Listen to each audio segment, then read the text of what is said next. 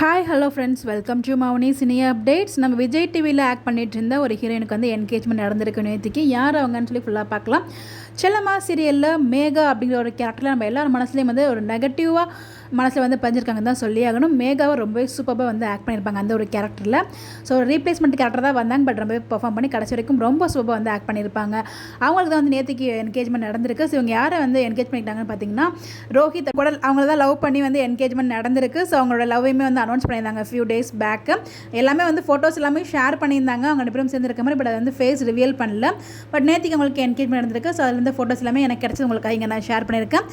Big pass வந்து வெளியில் வந்து நம்ம அன்ஷிதாவுமே வந்து அவங்களோட ஃபங்க்ஷனுக்கு போயிருக்காங்க. அவங்க செல்லம்மா சீரியலில் ஷேர் பண்ணியிருக்காங்க. பண்ண ஆக்ட்ரஸ் ஸ்ரீயா சுரேந்தர் அவர்களுக்கும் ரோஹித் அவர்களுக்கும் நம்மளுடைய MCU சார்பாக நம்ம அந்த வாழ்த்துக்கள் சொல்லலாம். உங்களுக்கு யாரெல்லாம் விஷ் பண்ணுறீங்களோ மறக்காமல் கமெண்ட்டில் விஷ் பண்ணுங்கள். இந்த மாதிரி எப்படி தெரிஞ்சுக்க நம்மளோட சேனலை ஃபாலோ பண்ணிக்கோங்க.